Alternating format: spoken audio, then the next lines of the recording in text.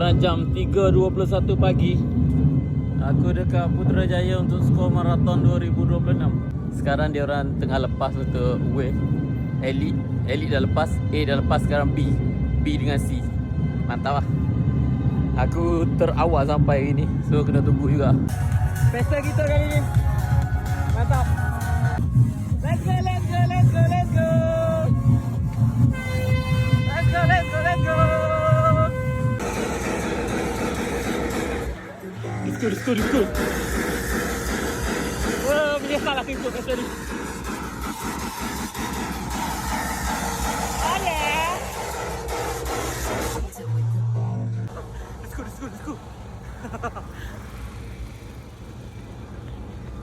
Sekarang baru dekat KM 9 baru.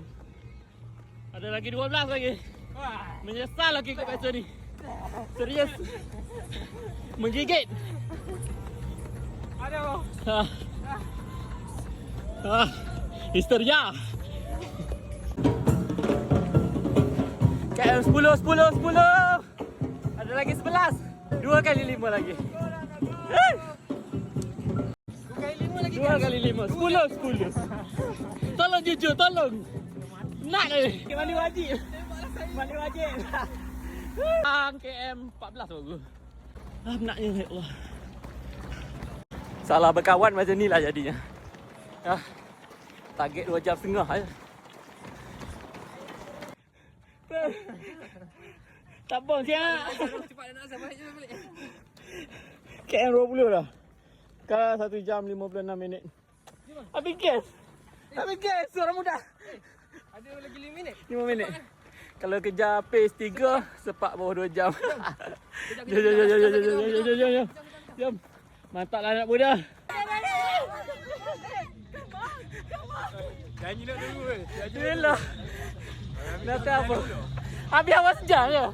Awak sejam habis? Happy wallet suruh. Lalu pula lagi. Boleh.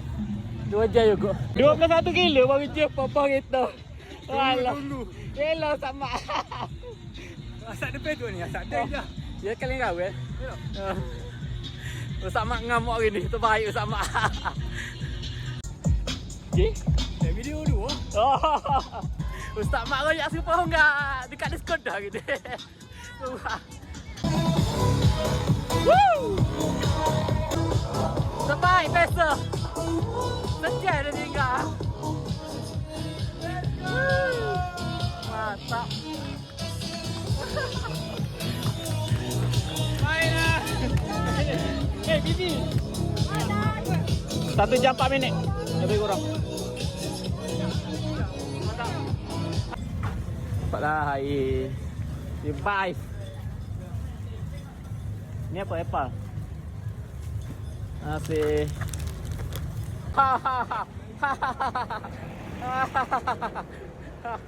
Member 4 tahun dah tak lepas dia. Laju-laju pun gitu je. Janji. Bukan pada dia pun. Laju pun tak dapat. Tak 2. Yang ni macam-macam sama je. Juga pula. Juga rasa. Bawa air pun buang lah. Tapi kat bukit laju tadi. Berdasuk kat bukit. Laju-laju tak bibi juga. Aduh, ya.